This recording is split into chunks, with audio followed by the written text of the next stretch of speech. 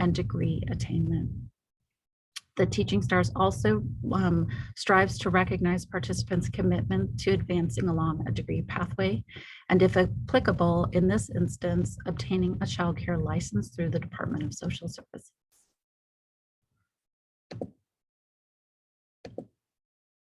So those are the goals of this project: supporting professional advancement and retention, as well as recognizing participants' commitment to advancing along a degree pathway.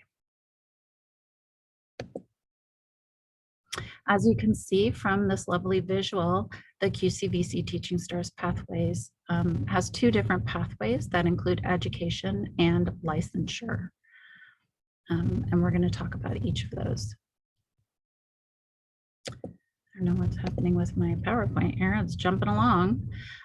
So to be eligible to apply for the educational pathway, you need to work in Ventura County, work 5 or more hours per week with children birth to 5 years, work in an early learning center or family child care home, and work in an early learning setting that accepts some form of California early learning subsidy, such as CSPP or CCTR, or be working for children with severe disabilities like CHAN through a voucher subsidy program like the Alternative Payment Program, or be part of a family child care home network, a migrant alternative payment program, part of CalWORK's stages 1, 2, and 3, or a tribal care program. So those are all the eligibility requirements for the educational pathway.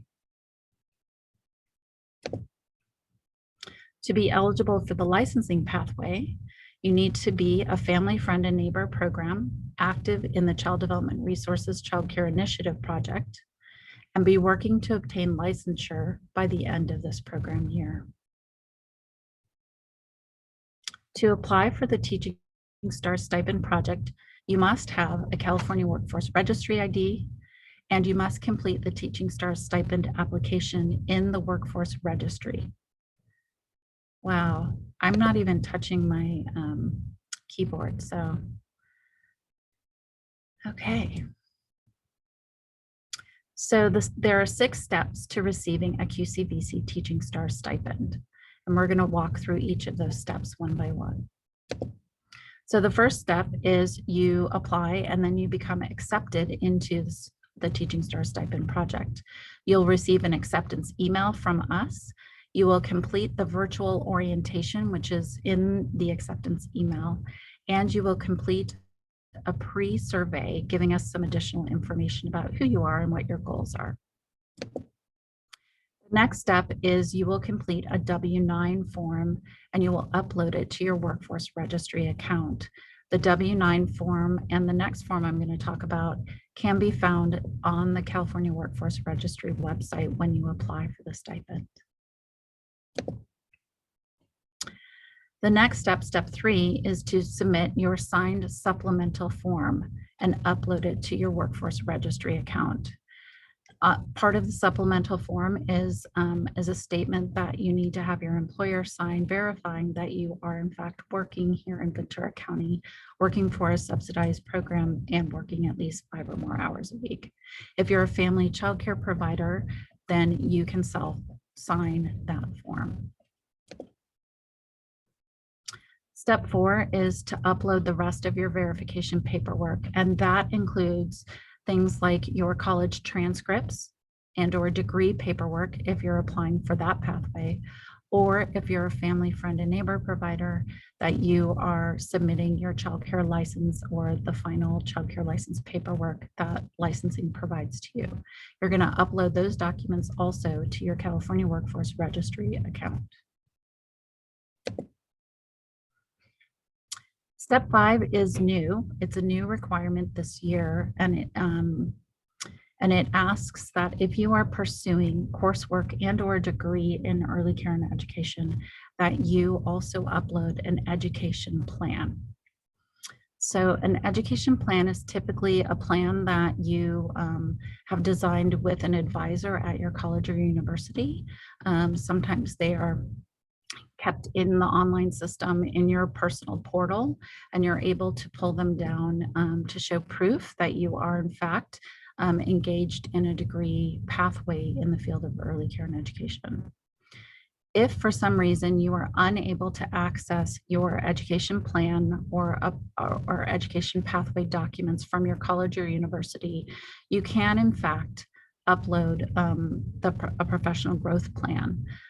Part of the professional growth plan includes documentation of coursework that you can complete, and those also count as hours. And Alicia is going to talk a little bit more about what activities constitute professional growth and how you would document them.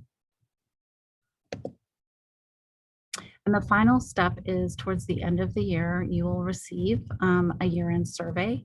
And again, this is kind of a look back at the process of the stipend process, applying for the stipend, completing your coursework and your goals. So a review and reflect on that information.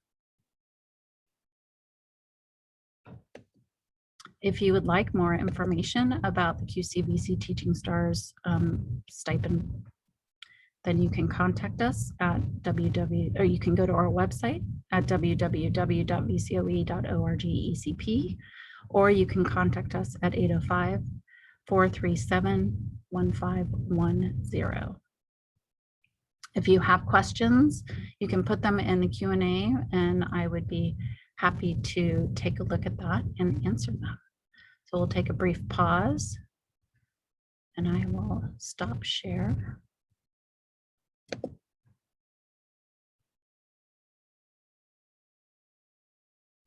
And we'll take a look at the Q&A really quick. Does your transcript have to be an official one? That's a great question. And the answer is no, it does not need to be an official transcript.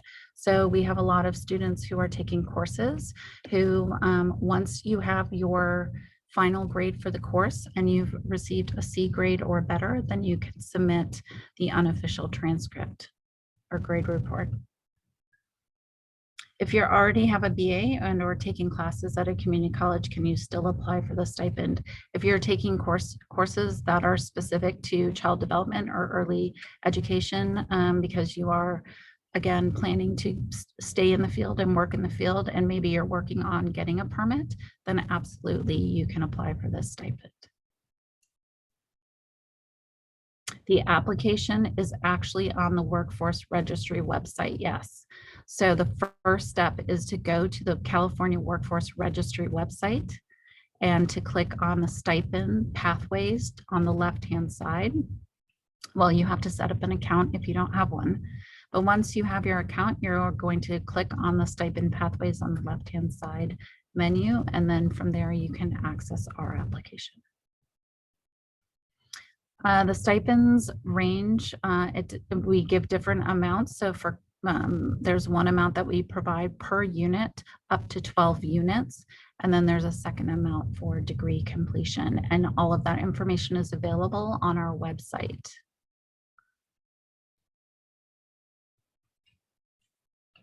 All right. So I am going to pass this on to Nitsa, who is going to be the next presenter.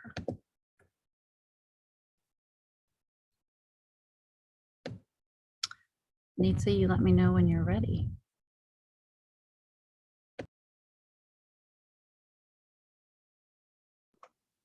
Give me just 1 second. Let me start my presentation here. So, okay, can everybody hear me okay?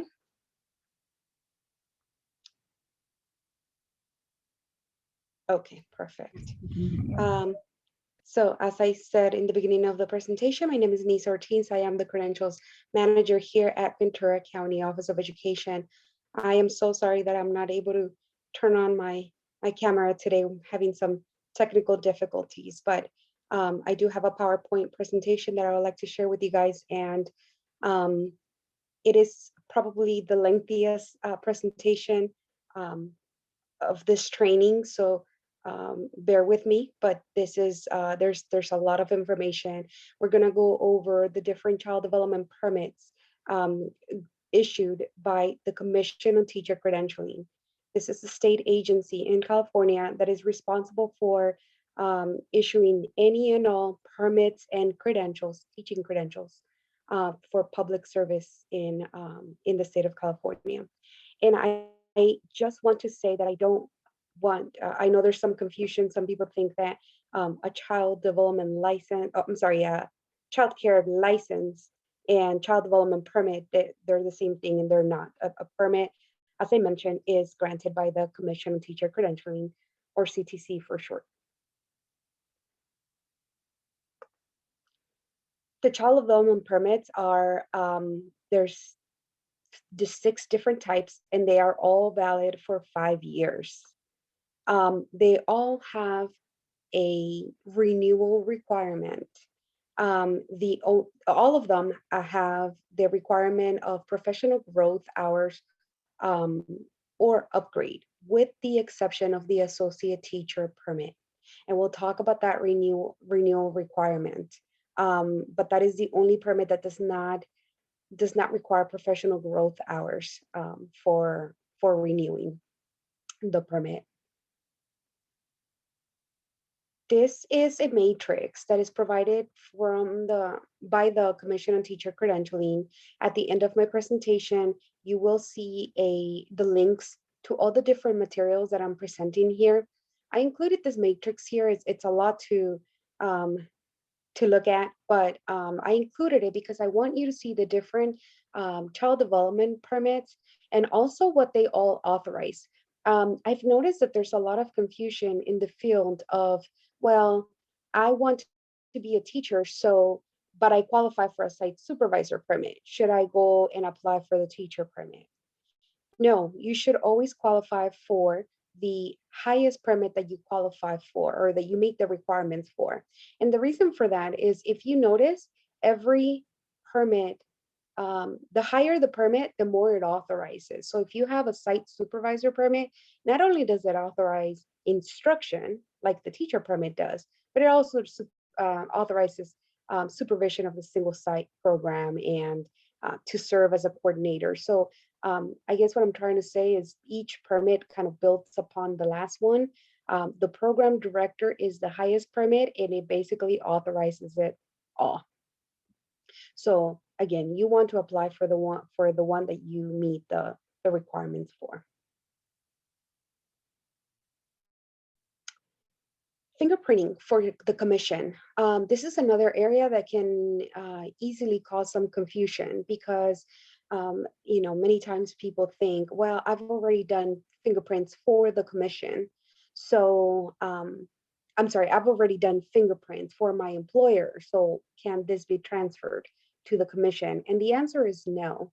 Whenever you are having a first application, or you're submitting a first application to the commission, you have to do fingerprints unless you have another valid document with them, or you've had a document with them that has been expired no more than 18 months. But if you've never had any dealings with them, if you've never submitted any kind of application to the commission, you have to do the live scan or the fingerprinting. And you do so by completing this form, the 41LS. It is found on the website, and again, it's at the end of the presentation. And you would take this form and to a live scan location, and you would complete your fingerprints. The results are automatically transferred to the commission. They'll receive your fingerprint results, and once they get your application, they'll match them to your record, and that's when the first permit is granted. As far as fingerprint locations, we do have a fingerprint station here at the county, Ventura County Office of Education, but there's a million locations out there if VCOE is not convenient for you. You can find locations through a simple Google search. But we can also help you here at the county if you have questions. There is a cost for the fingerprints. It varies depending on where you go. But a little later in the training, you'll see that there is possible reimbursement for partial of the cost of the fingerprints. This is a form created by the commission. It's called the CL 723. Again, the link is at the end of the presentation. I love this form because it gives you all the different permits, and it gives you all the different options to apply for the permit. So they give you plenty of options. Some of them are based on education only, and some of the options are based on education plus experience. And I've noticed that a lot of people will, or the most common way to obtain a child development permit is through the option one, which is always education plus experience. And we're going to go through these, the different options for the permits, um, because I want to make sure that everybody understands different permits and how to obtain them. The very lowest, the very first permit, it's the assistant level permit. And the option one to obtain this permit is by having 6 units of early childhood education, ECE, or child development education, so 6 college units. When you are applying to the commission, you do need official transcripts, but colleges have made it so easy to obtain official transcripts nowadays with the PDF format. They are official. This option is official so long as they are emailed directly from the college over to the employing agency or the CTC, or if you're sending them directly to me. So all you need is six units and you will qualify for the assistant level permit. There is an application that goes with this. There's a whole packet, but this is just the requirements to be able to apply for it. There is an option two. I will not discuss very much about it because it's normally a program that we don't have here at VCOE, and the program itself, when you complete it, they help you get the permit. So we don't really see those applications here through the county. The next permit is the associate teacher permit. This permit does require 12 ECE or child development units. There are 3 core areas that are required for any permit after the associate teacher permit. That means that at least one of your child development classes needs to cover child or human and growth development. The second one has to cover child, family, and community. And then the third one has to cover programs or curriculum. The fourth class can be in any class as long as it's a class from ECE or the child development unit. This associate teacher permit under option one does require 50 days, at least 50 days of experience within the last 2 years. And we'll discuss that experience in the next slide. The option two for this associate teacher permit is if you have a National Child Development Associate credential, you automatically qualify for the permit. So for the experience requirement, in order for 1 day to count towards this experience, you do need to have been in the setting for a minimum of 3 hours per day. Volunteer experience counts towards the experience requirement. I don't see volunteer experience often used. Normally, it's paid experience, but you could certainly use volunteer experience. The 3 hours per day must be in an instructional setting, and it has to be within the last 2 years. Experience at a licensed family childcare does count. The licensed family childcare must provide a copy of the curriculum that is presented in the home care. And again, it does have to be a licensed family childcare home. And it requires additional documentation to prove the experience. Again, these links are at the end of the presentation. This is a verification of employment provided by one of our partnering agencies. She'll be presenting next. But it makes it very, very simple for an employer to just verify that the person has the appropriate experience for the different permits here.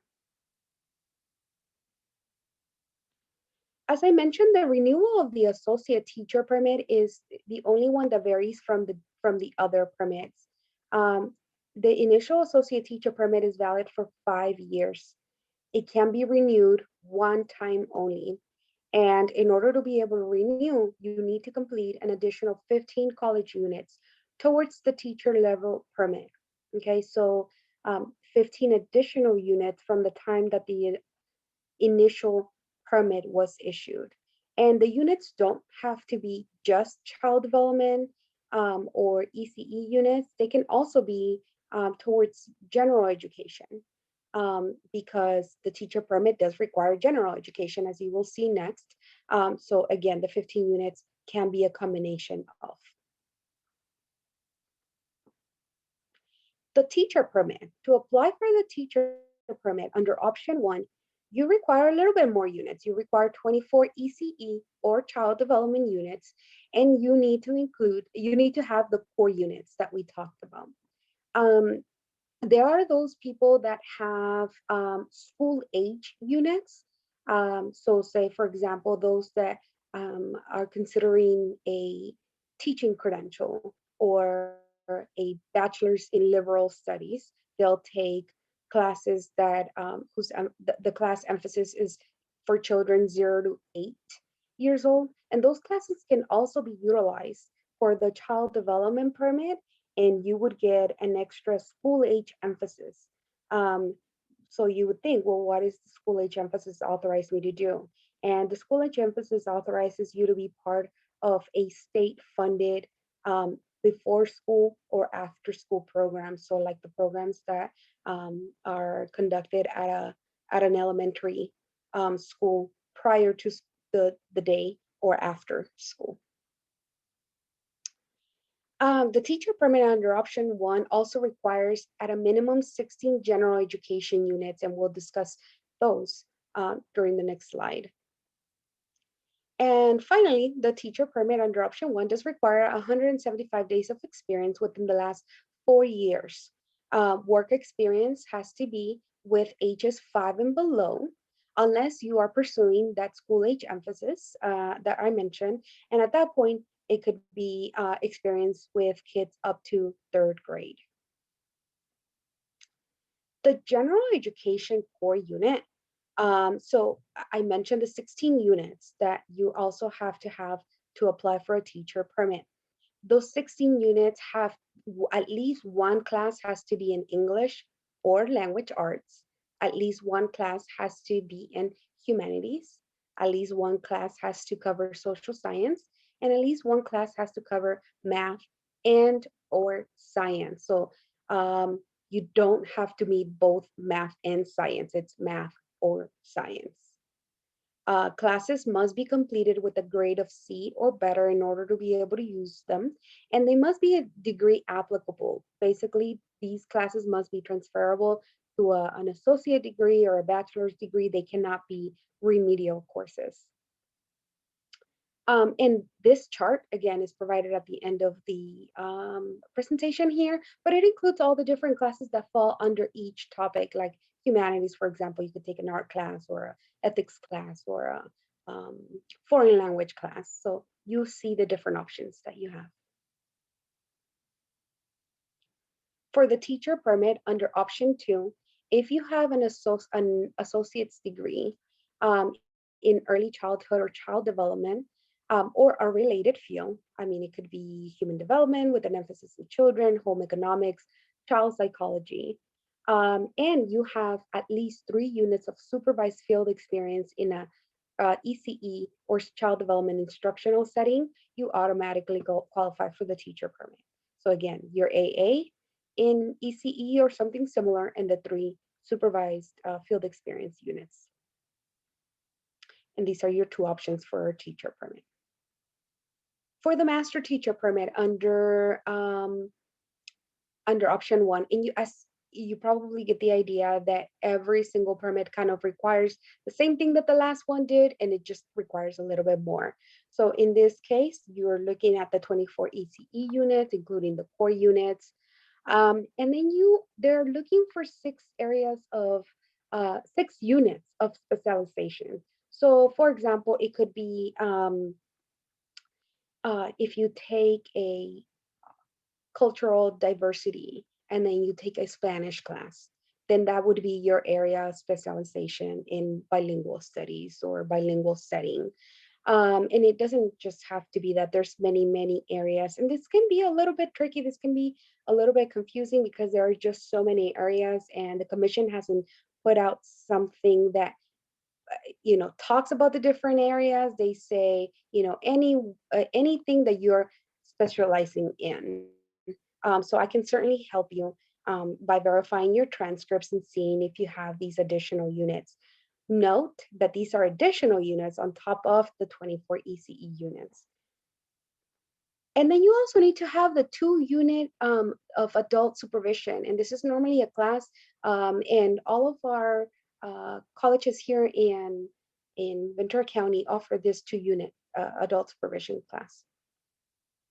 This permit also does require the 16 general education units, and it requires 350 days of experience in an instructional setting within the last 4 years. So this one requires a little bit more, 350 days. For a master teacher permit under option 2, if you have a bachelor or higher, it does not have to be an ECE or child development.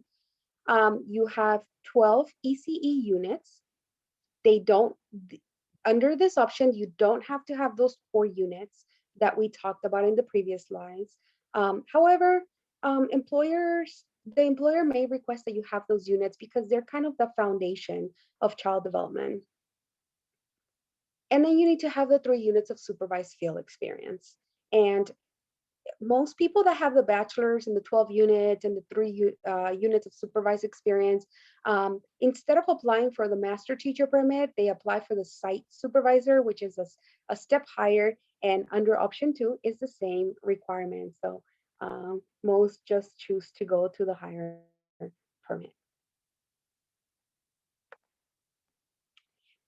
Site supervisor. Where did my site supervisor? I'm sorry, it says option 2 here. It is option 1. If you have an associate's degree, it does not have to be an ECE, or 60 units, 60 college units. Say you don't have an associate degree yet, but you have 60 units, college units. You have 24 ECE units, including your core units, your 16 general education units. This option does require 6 units of administration. Okay, so this is again on top of the 24 ECE units. It's an additional 6 units of ECE administration. So it's 2 classes. And again, all of our colleges, community colleges here in Ventura do offer these 2 additional courses that are required for this permit. And then you also need your 2 units of adult supervision. The next thing is the 350 days of experience, but this experience does have to include at least 100 days of supervising adults. So maybe supervising teachers or maybe supervising associate teachers or assistants, but it has to be supervising adults. Option 2 under the site supervisor is what we talked about with the master teacher. It requires the bachelor's, it requires the 12 ECE units, it requires the 3 units of supervised field experience. So if you have a bachelor's, 12 units and 3 units of supervised experience, you qualify for the site supervisor.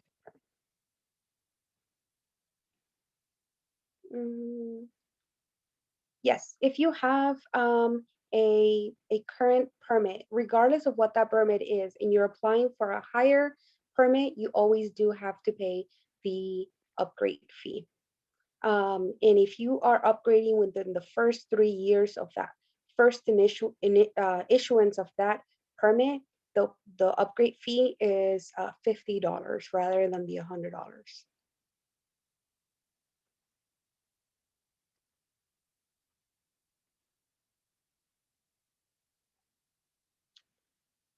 There is an option 3 for the site supervisor permit. If you have a multiple subject teaching credential, a single subject teaching credential in home economics, or a valid administrative services credential authorizing service in a California public school, you have 12 ECE units or 6 ECE units and 6 units from your credentialing program, and your supervised field experience, then you would qualify for the site supervisor by just having the teaching credential. You can use your elementary student teaching to meet the requirement of supervised field experience. So again, having the teaching credential or the administrative services credential, 6 EC units, 6 units from your credentialing program, and your student teaching for your credentialing program, then you qualify for the site supervisor permit. This is a popular option right now for those people who are wanting to teach TK. The California Department of Education has, well, the state of California has passed a new law that says that anybody teaching TK, not only do they need to have a multiple subject credential, but they must also have meet some TK requirements. And one of the ways to meet those TK requirements is by having a child development permit. So those people already have, these educators already have a multiple subject credential. So this is the easiest and fastest way for them to meet that new requirement.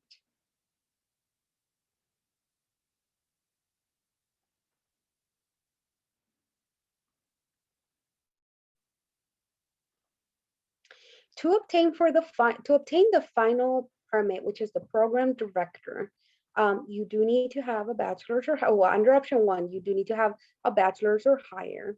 Again, the bachelor's does not need to be in child development or early childhood. You need to have the 24 ECE units, the 6 units of administration, the 2 units of adult supervision, and 1 year of site supervisor status. So that is the requirement for the experience, the 1 year of site supervisor status. There are other options for the program director. If you have an admin services credential, which is basically the credential that authorizes a person to be a principal or an assistant principal at a public school, then you can obtain, the permit. Also, if you have a master's degree in early childhood or a related field, then you can qualify for the program director permit. And this is the highest permit granted by the Commission on Teacher Credentialing for child development. Here is my contact information. I'm so sorry. Feel free to, sometimes you've taken all the courses and you have experience and you just don't know how to go about applying to the commission, or whether you do have the units, you're uncertain on whether you have all the units or what you qualify for. Feel free to send me transcripts. This is my email, nortiz@vcoe.org. Here's my phone number as well. You can send me your transcripts and I am happy to review them for you and tell you, yes, you qualify for, X permit.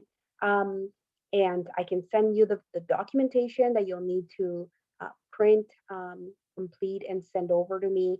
Once you are ready to apply for a child development permit, I will need official transcripts, and I will need verification of experience.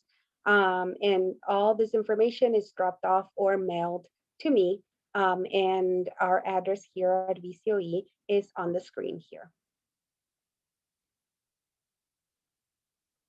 And last but not least, I've mentioned that I've included the different links to the documents that I've shared with you guys. And unless you guys have any questions, this is it for me.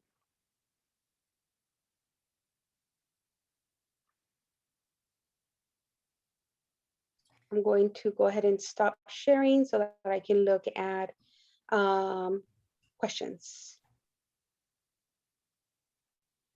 Okay. There was one question where someone was asking if there was a limit to renewing the teaching permit. Will you review that one more time for people? Absolutely. Any permit, unless it's the associate teacher permit, any of these permits can be renewed for an unlimited amount of times, as long as you have completed 105 hours of professional growth activities. And I think we'll cover that that area a little bit more in depth in the next couple presentations. But if you guys have any questions after this training, feel free to reach out to me and I can send you a manual from the commission that talks about those activities. But again, you can renew those permits on an unlimited amount of time. Okay, let's see here. Nita, there's a question about how early do you have to apply for renewal? What's your recommendation for like how soon they should get out in front of things? Got it. So the in the past, renewals needed to have all renewals required a paper application. The Commission on Teacher Credentialing takes approximately 2 to 3 months to grant those applications. A couple of years ago, they developed a system, an online system. You can apply for a renewal online, and that is quick. You're talking about maybe 10 business days. So your permit, if you look at your actual permit, it tells you that you can apply up to 12 months in advance. I don't like to wait till the last minute, so I would probably be one of those people applying 12 months in advance. One thing to take into consideration is the CTC will not short you time. So say, for example, your permit is expiring December 1st, 2021, and you apply for the renewal a whole year earlier, December 1st, 2020. The new permit will be granted by the commission with an effective date of December 1st, 2021. So it'll just be sitting there for you, ready to go a whole year in advance. So the sooner you can do it, the better. There's no telling with, any things that can go wrong. I mean, this whole pandemic, right? Like things got so behind. So the sooner you can do it, I would say the better. Nita, there's another question.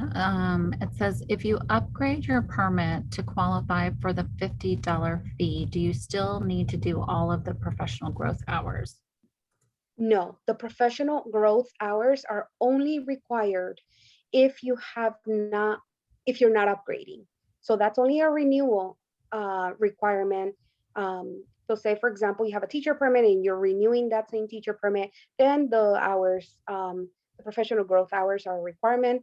But if you are upgrading to the next permit, all you need to do is show that you met the requirements for the next permit. And then how do you verify your days of experience? We do have a form that I can share with you. It's called the verification of employment, and you basically take that over to your employer and they will sign off on it. If you are a a family daycare home, and you're using your experience from that setting, then we have a couple more documents that are required, but I can definitely share those with you. Great. And then how do you verify the 100 days of supervising if renewing your site supervisor permit? If you're renewing the site supervisor permit, you don't need to verify the 100 days of experience. That is only a requirement for the first issuance of that permit. So say you're going from a teacher permit to a site supervisor permit, at that point you verify that experience. And again, your employer verifies that experience by completing that form. But if you already have a site supervisor permit and you're only renewing, you don't need to verify any further experience. You only need to verify the completion of the 105 professional growth hours. Anita, we have a participant who would just like you to reiterate the importance of having your paperwork without any whiteouts, or I don't know if they're allowed to cross anything out on the papers. That is correct. So once I give that paperwork to you, I will email it or hand it over to you. If you make a mistake on those forms, you cannot cross out, you cannot use white out. The documents, the commission sees their application as a legal document, and they do not accept any whiteouts or crossouts. You will have to print a new application, and you will have to complete the whole thing, or at least the page where you made the mistake. And then we have a person who's asking, how do they change their maiden last name on their permit to their new last name? On the Commission on Teacher Credential website, which is the ctc.ca.gov, you can obtain the form 41-NC, like name change, NC. And this form, you'll print it. It's a 2-page form. You'll print it, you'll complete it, you'll sign it, and you will mail it to the commission. You will mail it. They don't accept it via email. You will mail it with supporting documents. So say, for example, you got married. You will send a copy of your new ID with your new name, a copy of your social security card with your new name, and a copy of your marriage license. If you change your name due to, they basically provide you with whatever it is. They give you a list of things that you need to submit depending on the reason for your name change. But the form is called the 41NC, and you mail it to the commission with the supporting documentation.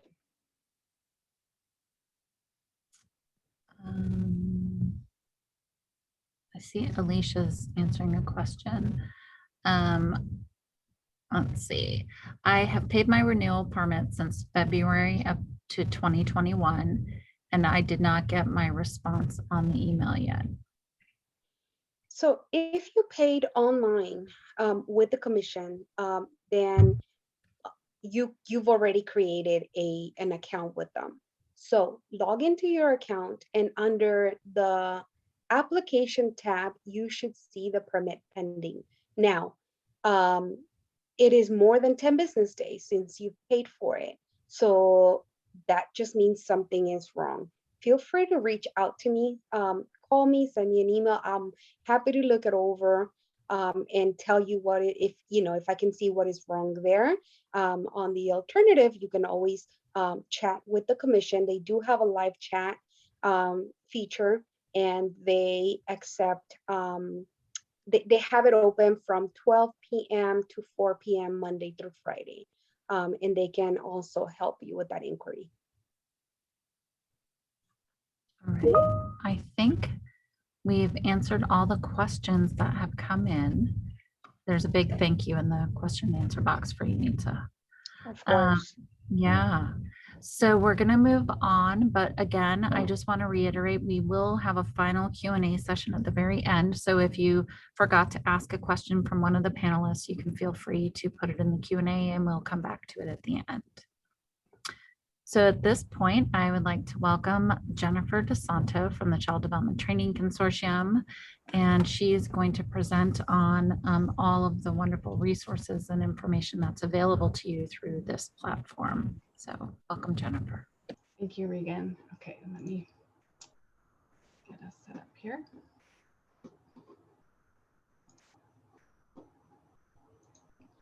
All right, hopefully you're able to see my screen here.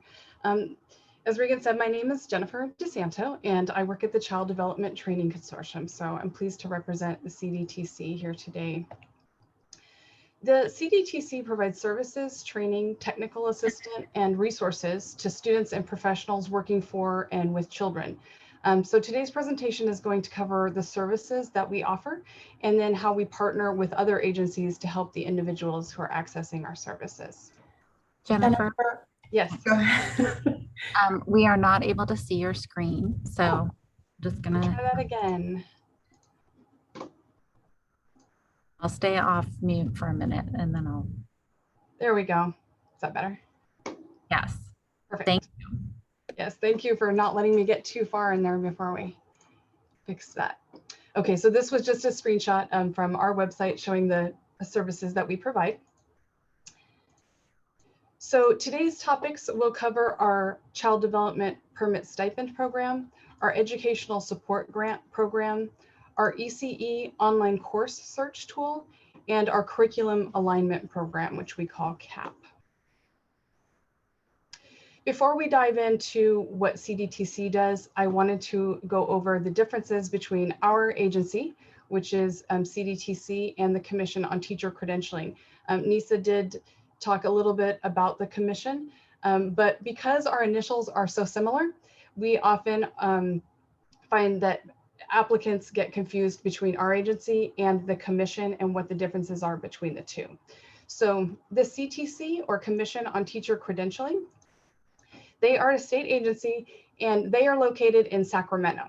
So as Nitsa said, they are responsible for issuing the child development permits, and they are the final authority on whether a permit is issued or denied. So at the CDTC, we follow their guidelines and their recommendations when we process applications, but they are the final word on whether or not an application will be issued to an applicant. CDTC, or the Child Development Training Consortium, is the program that I work at, and we are located in Modesto. We provide assistance with permit paperwork. We answer questions regarding that paperwork, and we are the ones that offer a permit stipend to help pay for the permit application. So I know listening to the others speak, there is always confusion when we're using similar terms, and there's a lot that goes on, a lot of services in the ECE field that are provided. So in our Q&A, especially moving forward, once I present, if you're asking about a permit stipend, if you could just go ahead and make sure or the CDTC permit stipend, or if you want to ask Ventura County about their stipends, just distinguish between the two, and we would be happy to make sure that you get the information that you need. But for when I talk about stipends, the only stipend that CDTC offers is the permit stipend, and that helps to pay the fee for your application to the Commission on Teacher Credentialing. So sometimes when the applicants send in their application, we do not issue the permit. That is the commission that issues the permit to you. And what we do is we receive all of your paperwork. We process it and make sure that all of the documents are there. We send your application along with payment to the Commission on Teacher Credentialing. So sometimes if you email us or have a question, we may refer you to the Commission on Teacher Credentialing because we've already sent your application onto them with payment. However, if we still have it, or if you haven't yet done your application and you have questions, please by all means contact us because we're here to help you get through that process. So how do we help with permits? Through our permit stipend program, we pay the application fee for the child development permits, and we also reimburse some of the live scan costs for eligible applicants. So as Nisa mentioned, there is a difference in fees between different agencies. What our stipend fee will help pay is if you are a first-time applicant and you have not been fingerprinted for the CTC before, and we will pay your Department of Justice and your FBI fees, which equal $49. Any fees above and beyond that, which are sometimes called rolling fees or live scan fees from your live scan agency, our stipend program cannot cover those fees. But again, if it's your first time applying and you haven't been fingerprinted before, our program does help to pay $49 towards your live scan fees. The stipend is available to all permit applicants based on eligibility and funding requirements, and I'll cover that just a little bit more. Funding for the program is through the California Department of Education, and the stipend becomes available once that funding is released in the program year. So this date differs from year to year. It's typically in the fall, and you'll hear me say a lot in the next couple of slides that we update our website. And because things do change surrounding the funding and the eligibility for this program, the best place to start is at our website to see what is being offered and for what levels. So how will you know if you can get the stipend? When you go to our website, it'll be regularly updated, and our website is at our contact page at the end will give you our website information, and we'll provide it in the chat as well. However, the funding and eligibility does change based on how much funding we have left and how much time is left in the program year. So for example, this year we started by offering the stipend for the permit for master teacher level and below, but then in January we were able to open up that stipend to all levels. So currently our program is offering the stipend for the permit application, we will pay the fee for all levels of permits, permit applications that come through. So, and by level, I mean, if it's a teacher, if it's a program director, if it's an assistant level permit, we will pay the application fee for all of those levels. Funding for this program is limited and it is first come, first served. So when funding is expended, again, we'll update our website to let applicants know, and then we'll encourage you to check back next year for when funding becomes available again. The program year for this program starts in July and goes through June of the following year.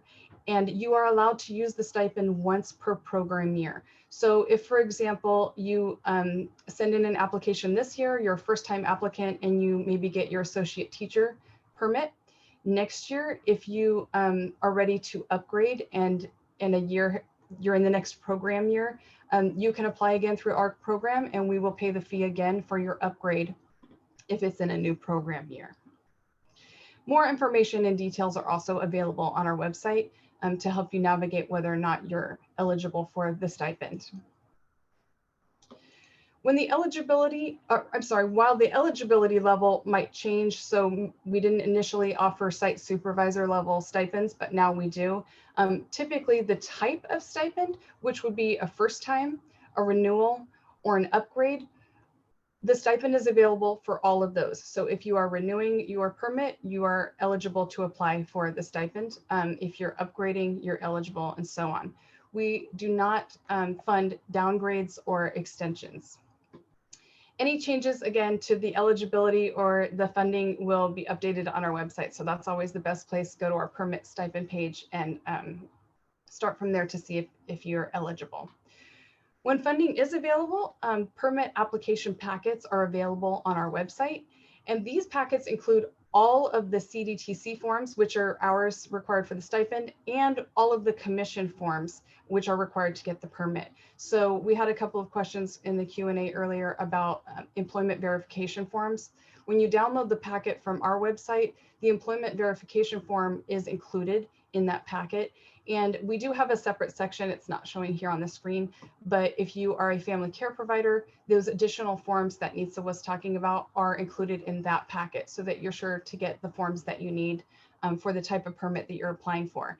And if you're applying for a renewal, you might need different types of forms than you would need if you're a first-time applicant or if you're doing an upgrade. So starting here at our website to get those packets is a great place to begin, and then going forward from there, ask us any questions or look for, or for any additional forms that you might need. So this screen is an example of the instructions and checklist page of our application packet. So when you download that, page 2 will look like this. And as you can see, the checklist gives information for each form to make sure you can check off that you have the forms that you need. And it also gives information about that form in particular. So detailed information for most of the forms is given. And for example, what do I do with section 4 on form 41-4? It's okay to leave this section blank. It doesn't apply to the child development permit. So by following these instructions closely, it will help you to fill out each form that's required in the packet. Tips are also given on this to help applicants submit a complete application. You can see here, missing social security numbers and missing birth dates on form 41-4 is one of the top reasons that an application is returned or delayed.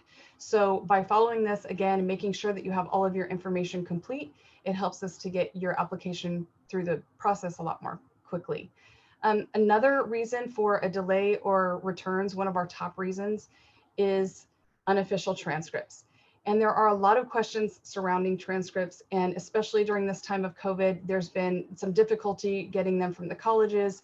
And for an applicant, it can be very frustrating to know what is needed to be sent with the application. So there's information in this packet, but also on our website, we have a frequently asked questions page, which I'll show you in just a moment.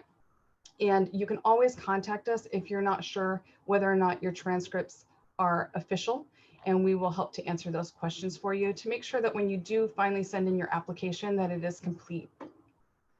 So By following the instructions on this page closely and in your packet, you're more likely to be successful in completing that application correctly the first time that it's submitted.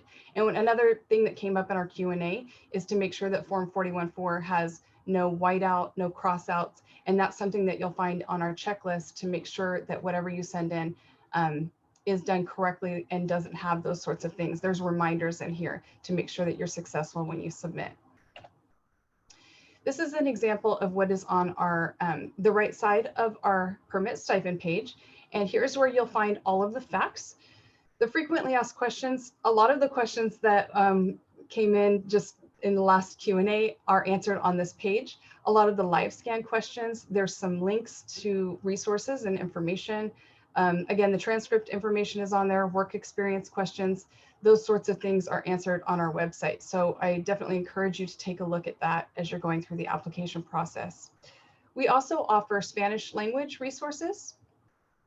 We offer access to the permit matrix. That is the grid that Nitsa's presentation came up, and it shows you each level that's required for the permit. And it helps you to determine which permit you're eligible for. It walks through all of those units and all of the work experience that might be required. And then we have links to other resources, including the professional growth plan and record form. So you can come here and get a link to that form if it's needed. Our program is committed to helping applicants navigate this process, and I know that it can seem overwhelming, especially if you haven't done it before. So I encourage you to email our office with any questions that you might have. Take advantage of all of the resources available on our website because we are here to help you when you are ready to apply. Our next program is our Educational Support Grant, and this pays a portion of the college costs for early childhood professionals and those seeking a career in the ECE field. So this grant is available to eligible students at select community colleges. As with our permit program, the funding for this program is limited, and it is first come, first served based on the eligibility and priority of the student. So our application is online, and you can see here, if you go to the Apply Now button, the priority will be determined when you go to that online application and answer some questions. So here's our application homepage. Eligibility for this grant is based on a variety of criteria, and as you go through and answer questions, the questions will help determine what priority level you're put into. So currently, those students employed in the ECE field are given first priority for the grant monies. And then from there, funding is distributed based on your priority and the date the application was submitted, in keeping with our first come, first served policy. If a student is eligible, the grant provides up to $46 per unit for qualified courses. However, this is a statewide program involving more than 100 community colleges, and each college has the ability to administer the program in unique ways. So because of this, I'm not able to cover all the specifics in this program, but there is more information available on our website for students who are interested, and then you're encouraged to contact us. You can let us know, I'm attending this college, what is available to me, and who do I contact if I have questions about the program at that particular college. So to clarify, the CDTC offers the grant, or administers the grant funding, but the individual colleges each have their own program, and we send the funding to the college, and the college itself at participating colleges will send the checks out to the individuals. We do have some colleges that we call non-participating, and in that case, the payment for the grant will come directly from us. So again, if you have specific questions regarding this program, you can always start with our program at CDTC, and we'll help you find the answers.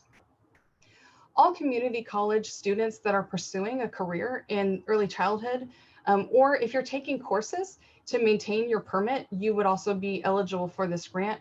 And we encourage you to just go ahead and go online, answer those questions and see if you're eligible and if you are to apply for our educational support grant. Our next resource is an online course search that's available on the website. And this is to help students and permit holders find online courses that they need for either permit upgrades or maybe professional growth plans. So students can search by a variety of parameters, including a late start class. If there's a keyword that you're looking for, maybe you need a creative music course or something like that for your master teacher specialization. You can enter those or course topics here and then do a search. This search can help you locate courses that might not be available locally. So maybe there's a topic that you're interested in, but you need to go outside of your local college community to do it. Permit holders who are seeking an upgrade and are looking for specific courses could also find this useful. Maybe you aren't able to get into an administration class in the semester that you need. You can check and see if it's available at another college online.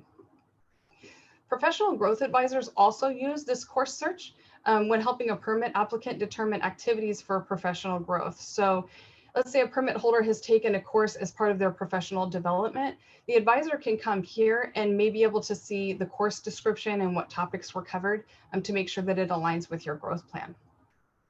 College contact information and links to the ECE departments for each college is also available on this site to help students enroll in the courses that may be offered. Lastly, we have our curriculum alignment project, which we call CAP. And this is a program that establishes curriculum consistency between colleges. So participation by these colleges is voluntary, but it is available to all regionally accredited institutions. Students and permit applicants can view courses from CAP-aligned colleges, and this will help them to determine if they meet the criteria that's required for a child development permit. So which is to say, if a college has chosen to align their courses, students and professionals can come to this link here and use this tool to determine which courses at their college meet the permit criteria. So here's an example of the page. On the Aligned College website page, you can see the 3 core courses that Nitsa talked about earlier. We have Child Growth and Development, Child, Family, and Community, and our Introduction to Curriculum class, which is core for the permit, those seeking a permit. If you are a student at Allen Hancock College, you can see that those courses are listed as ECS 100, ECS 101, and ECS 106. So for students who maybe have courses at multiple colleges, this resource can help them be sure that they have completed all of the requirements for their permit.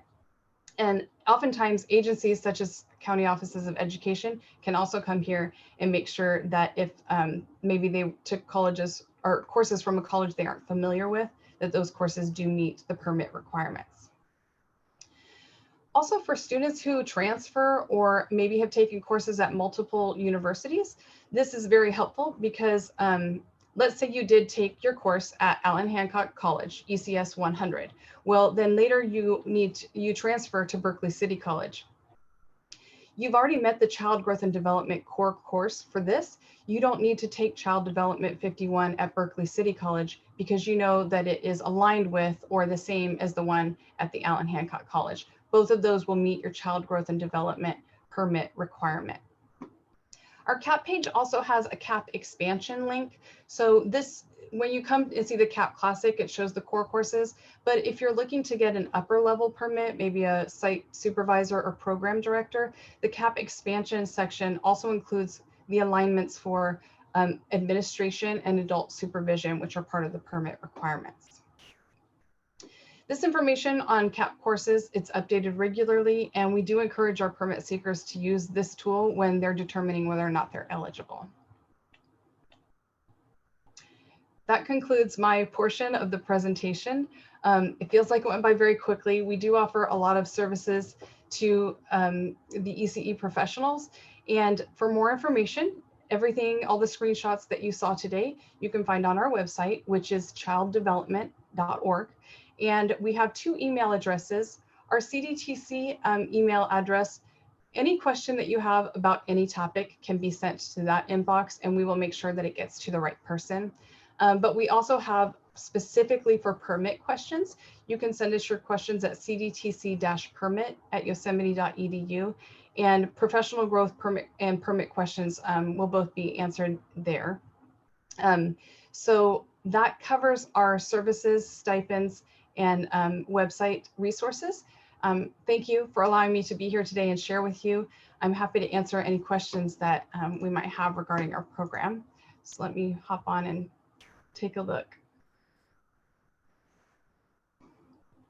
I can tell you, Jennifer, that I scratched a couple of things. So there was a question about official transcripts. Are official transcripts needed for the permit process? Yes. So this CTC, the commission, will not accept what they consider unofficial transcripts. And there is a number of questions that we get regularly about transcripts. One of them is, can I open the transcripts, the paper transcripts that my college sent? And the answer to that is yes. We actually encourage you to open the envelope, even though they stamp on the back unofficial if opened. If you have transcripts that are on security paper or embossed with a seal, the commission counts those as being official. And then you can check to make sure that your courses are showing that they show that you have a grade of C or better. Or if you're applying under an option that requires a degree, you need to not only show the courses, but also that the degree was awarded, and that has to show on the transcripts. When it comes to electronic transcripts, they're only considered official, and I know Nitsa mentioned this, if they're sent to an authorized agency. So if you have your college send official transcripts directly to you, the commission will not accept those as official. You can have them sent directly to the commission. You can have them sent directly to your county office of education. Or if you're applying for the stipend, there's instructions in our application packet, and you can have them sent directly to our program. But with electronic transcripts, you want to be sure, in order for them to be official, that you are sending them to the authorized agency, not that they're coming to you and then you're printing them at home and mailing them. The commission won't accept them in that instance. Thank you for that very thorough answer. I will say that for the QCVC Teaching Star stipend that is administered through the BCOE Early Childhood Programs Department, we do not require official transcripts for that stipend. So just if you're applying for a child development teacher permit through either NITSA or online, you do need official transcripts. If you're applying to receive a stipend through QCBC Teaching Stars, you do not need official transcripts. And I would like to add to that, our ESG program, our grant application program, we require transcripts for some of the colleges, and they also do not have to be official transcripts. So even within our own program, our grant application program does not require official transcripts, but the commission, and so therefore the permit stipend does. All right, thank you for that clarification, Jennifer. Question came in, does the permit stipend cover site sup permits? You may have answered this. It currently does. So in prior years, it has not always covered the site supervisor or program director level, but we opened it up to all levels, including program director and site supervisor for this year, starting January 4th. And I would like to mention in Nisa's presentation, there was questions about renewals.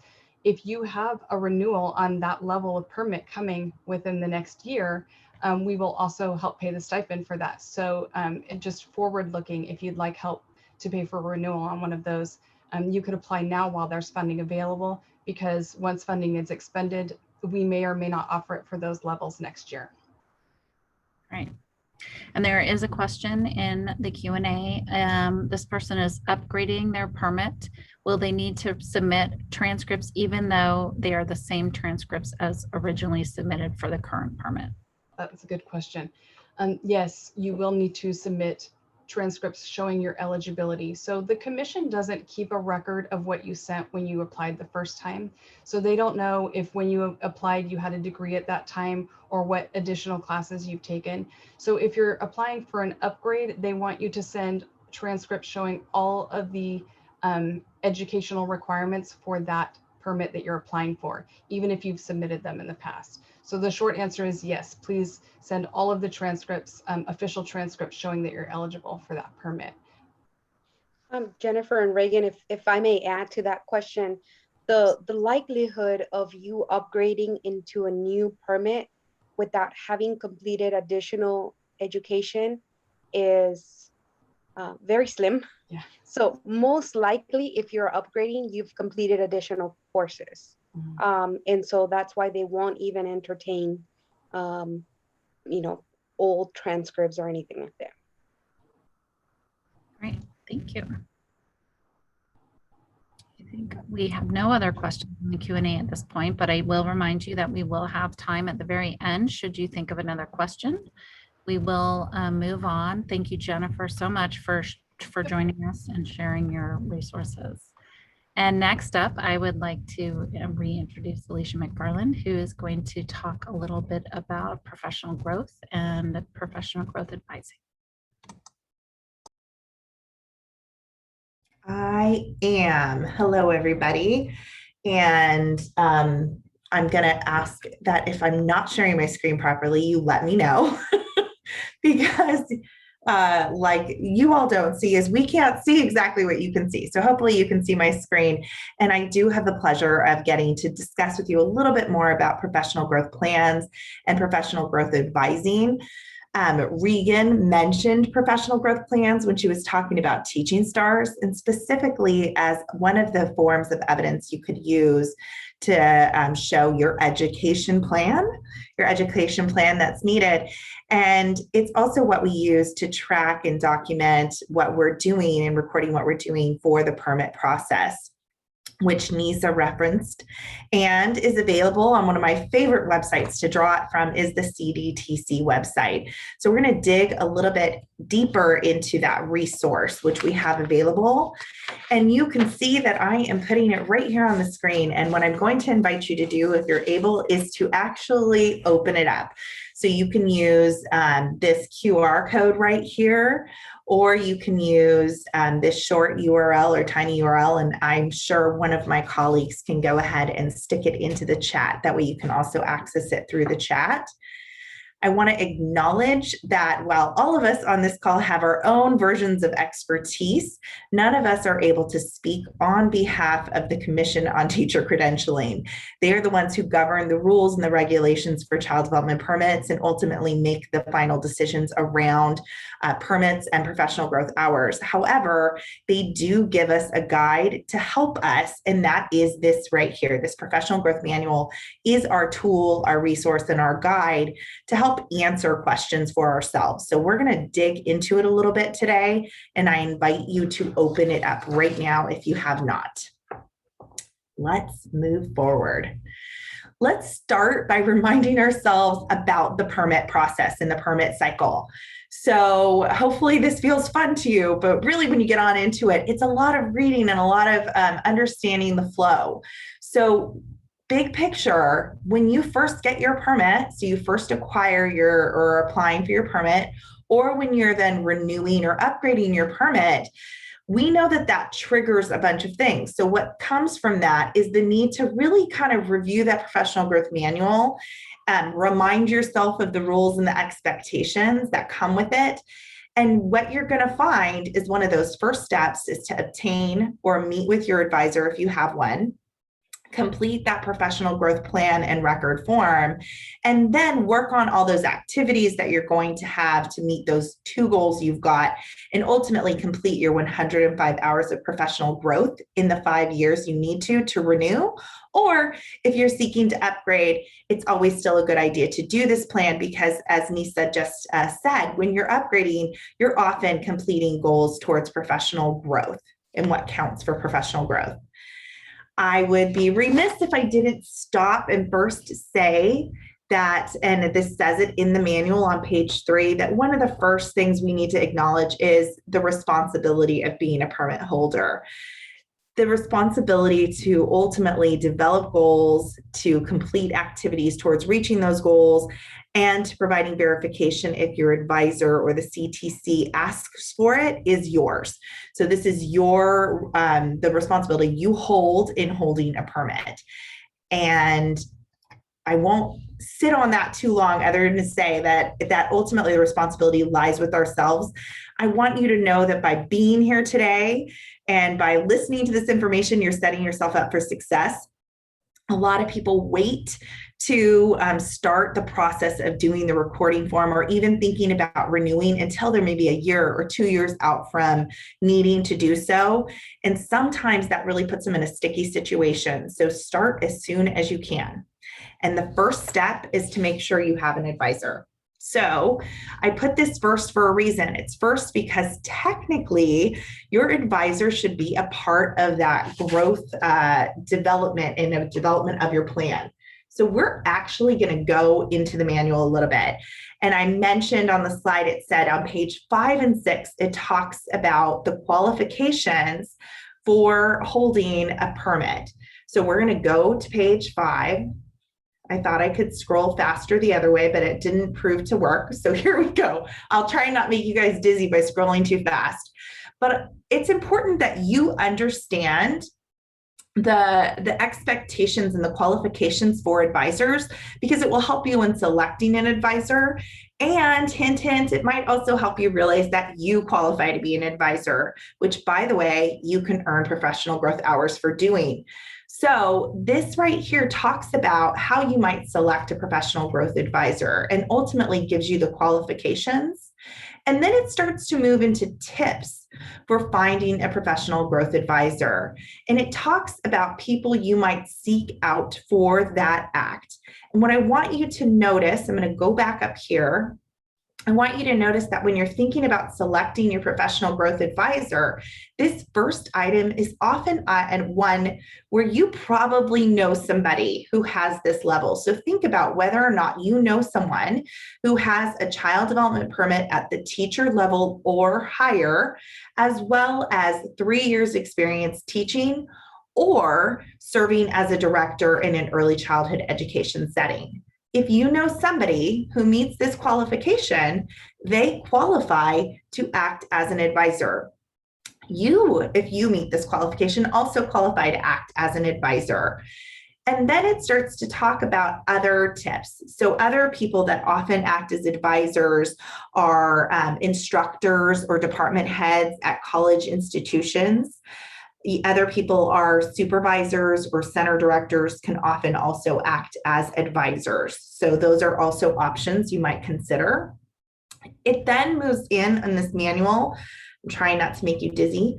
I'm going to go down and we're going to pass this because we're going to come back to it. I promise you we're coming back to that. And we're going to go to page 18 because I want for you to notice that on page 18, it gives information in this manual for professional growth advisors. So should you choose to act as an advisor for somebody else because you meet the qualifications, or if you want to make sure your advisor is doing it right, this gives you some tips and tricks about being an advisor. So it talks about how you need to really understand the requirements and all of these other steps. And this manual actually answers all of these questions for you. It's a really great idea to pick this document up and to peruse it and look through it. So it talks about guidelines for being an advisor, and it just really has a lot of rich information to ensure that you're acting with due diligence as an advisor and doing what's required.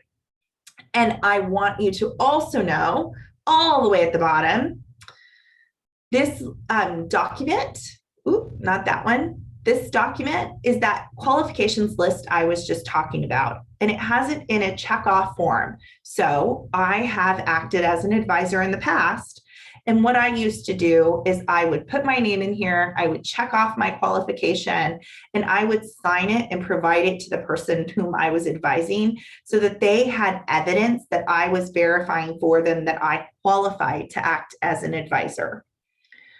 I just gave you a lot of information about being an advisor. I also want you to know that if for some reason you are unsuccessful in finding a professional growth advisor as a last resort, you can seek an advisor or ask the Commission on Teacher Credentialing to act as an advisor for you. That doesn't often have face-to-face supports, but it is an option. So you can consider that as an option as well. So we just quickly talked about qualifications. We looked at, we kind of scrolled through some of the, or we looked at that eligibility requirement form, that checkoff form, and then we scrolled a little bit and quickly through the information and guidelines. And I know we went quickly through it, and that wasn't because I don't desire to go through it with you, but it is because I want to move to the next section and be able to answer any questions at the end.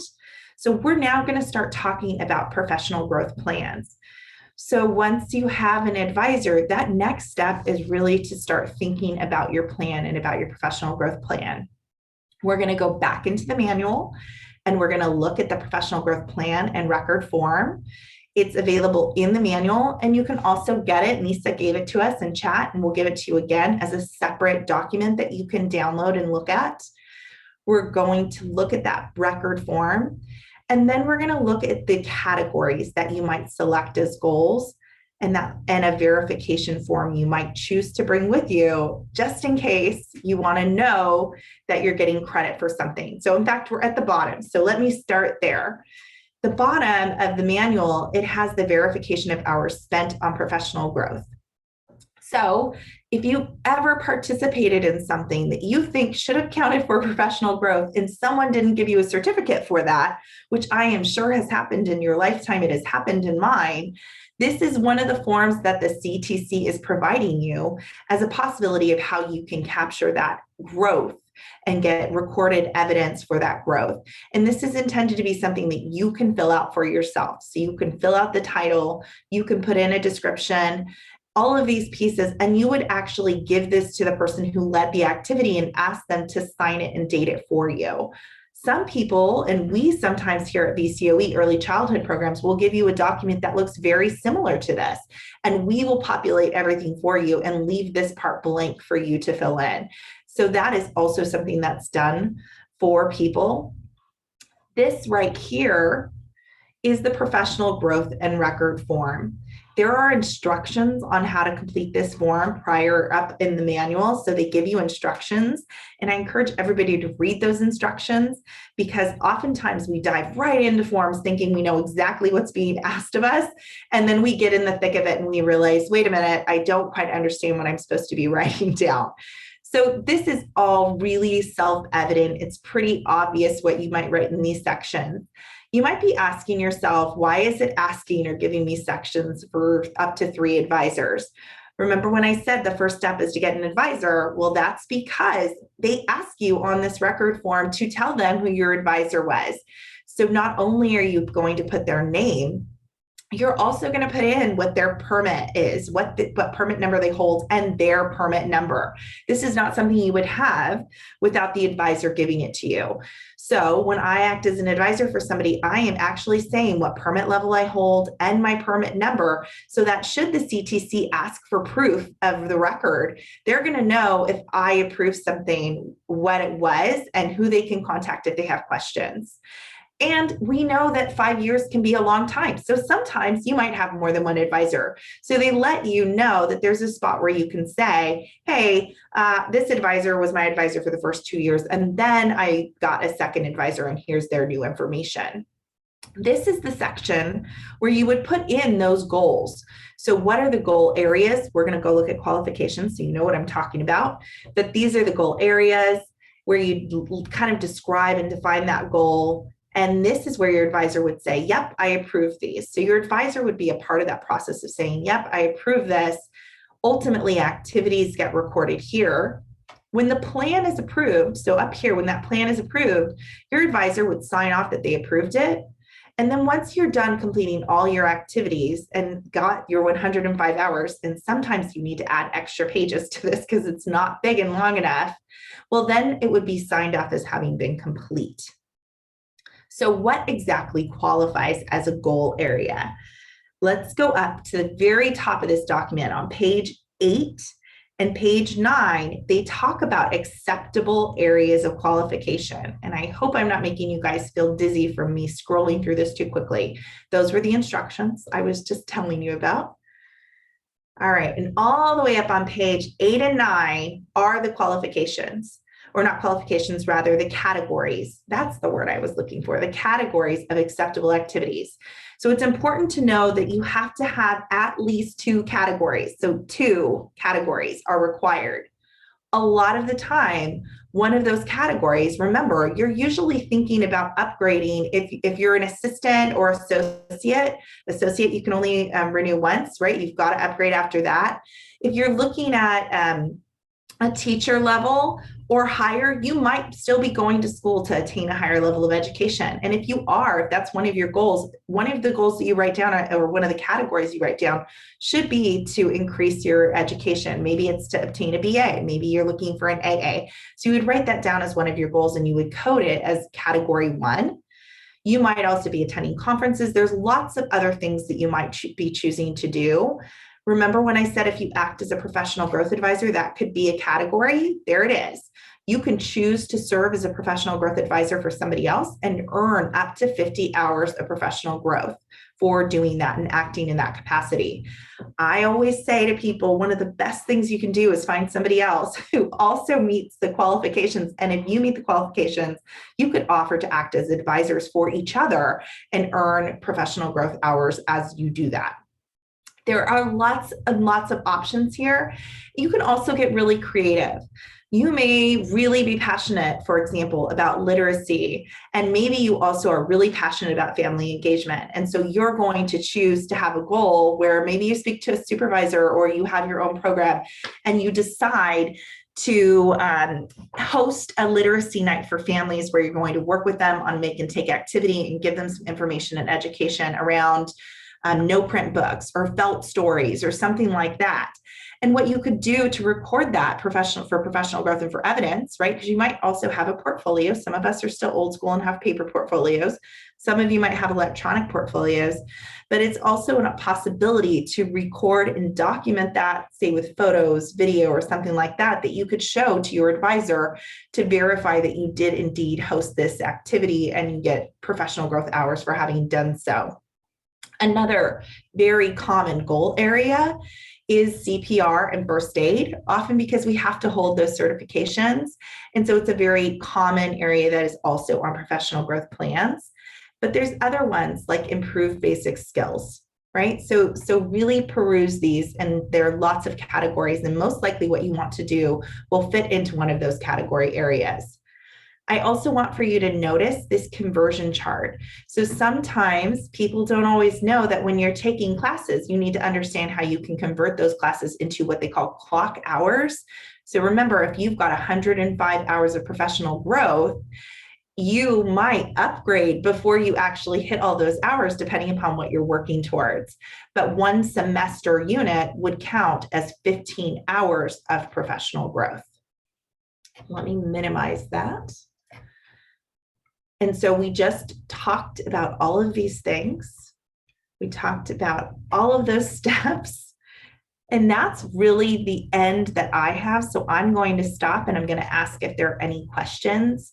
But before I minimize this and stop sharing my screen, I want you to know we will put in an evaluation link after we're done with all the Q&A so that you can let us know how we did and so that we can also ensure that you're getting professional growth for today. I'm going to stop sharing and I'm going to check in with Regan to see if there are any questions for me or for any of the other panelists. There are some questions. So for you, Alicia, what documents do I need to show to prove that I'm an advisor for my staff or my professional growth hours? So really, for you to act as an advisor, you could fill out that form I was showing, which shows the qualifications. You would just want to prove, or it's almost like a self-certification, if you will, saying, I can act as your advisor. I have the permit requirements. Most importantly, though, is on their record plan form, they're going to need to know your permit level and your permit number. So that would be, when you get on down to it, what you would need to prove it. So it's less about you proving it. It's more about you setting your advisees up for success and being able to prove it should they be asked to. Hopefully that's answering the question. And then this could be actually for you or maybe Nitsa. Do you need to have a professional growth advisor to renew your permit? Yes, you do need a professional growth advisor to renew the permit. The only time where you don't need a professional growth advisor is if you are going to be upgrading. Oftentimes, you know right off the bat that you are in school and that you're going to be meeting those requirements for the upgrade within the next 5 years. And so you may choose to skip having a professional growth advisor, but if you're not certain if you are going to be upgrading, I would always say it's best to seek that to meet that requirement. There's a question about how do we go about finding a professional growth advisor in our area? And that is such a common question. And so thank you for asking it. Unfortunately, it's not as easy as we might all want. There are not a lot of people out there saying, hey, pick me, I want to act as your advisor, right? Because it does take time, which is why you are given professional growth for acting in that capacity. What a lot of people do to find an advisor is they use that qualification checklist. They find somebody with a teacher level permit or higher and having at least 3 years experience, or oftentimes they will find somebody who is a director or a supervisor, or they will go to, if they are in school, they will go to the college, the community college, the institution that they're in, and they will ask a counselor, an advisor there. They might ask an instructor or professor at one of those institutions if they are willing to act as their advisor. Those are the most common ways. Thank you. Can you upgrade your permit at any moment, or do you need to wait for the renewal day, Nitsa? You can certainly upgrade at any moment. The moment you meet your, the requirements for the next permit, you can do so. Some people choose to let the time run on their current permit because I mentioned about the renewal, and if you renew up to 12 months and ahead of time, the commission will give you that effective date of the future. Well, when you upgrade, they will make that permit effective immediately. So if you say, for example, you just renewed last year and now you're upgrading, they will make that new upgrade or the new permit effective immediately. And so some people choose to do it towards the end of their permit, but some are just eager or maybe are looking for employment in the different capacity, and so they just apply for it as soon as they meet the requirements. Great. Nitsa, since we're talking about renewals, there was a question earlier about how renewals are done online. So can you just, would you be willing to give us a quick overview of that? Sure, I can certainly do that. So the website is www.ctc.ca.gov. And if one of you can share it in the chat, please. You go there, there is a link that says renew your document. You click on that link. You will have to create an account with the commission. You'll ask you for your social and your date of birth. They have a page with step-by-step instructions on how to go through the processes, but it really is simple and it shouldn't take you more than a few minutes. Once you've created the account, you'll see your document listed. So whatever documents are attached to that social and that date of birth, you'll see them linked, on your personal record. You click on it and it'll tell you, do you want to renew? You'll change it to yes, and then you'll answer your professional fitness questions and make a payment at that time. Again, it's a simple process, but they do have videos and step-by-step instructions. Great, thank you. We have someone at this webinar who wants to be an advisor. So the question is, how does they become an advisor? Thank you for wanting to be an advisor and for wanting to do that. Really, I would say the best steps to become an advisor are to read the manual and make sure that you really understand what the expectations are when you're acting as an advisor for somebody else. And then you just need people who are wanting to be advised, which means that sometimes that's just putting the word out there. Go carefully. You might get a lot of people asking for that service. And so you want to pace yourself and know that you don't have to say yes to everybody. But I promise once the word gets out there that you are willing to act as an advisor, people will contact you and the word will spread so that you can do that. And then it's really just a matter of making sure you've got those forms available so that you can support them and verifying that you are acting in that capacity for them. If I'm not answering that question, in a way that's making sense for you, feel free to contact me and call me and I will talk with you more about it. Great. Thank you, Alicia. I don't see any more questions in the chat, but this person said she will definitely be in touch. So great. This is our last call for any Q&A. So if you have a question, you can unmute yourself and ask it, or you can put it in the Q&A chat box, and we will be happy to respond to it. I do know that I would like to ask each of the presenters, there was a question about whether or not we would be willing to give a copy of the PowerPoint presentations to the people who attended. So I think that is a conversation for us to have. And if we do provide copies of the PowerPoint, it will be PDFs of the slides, and some of the information may be edited out.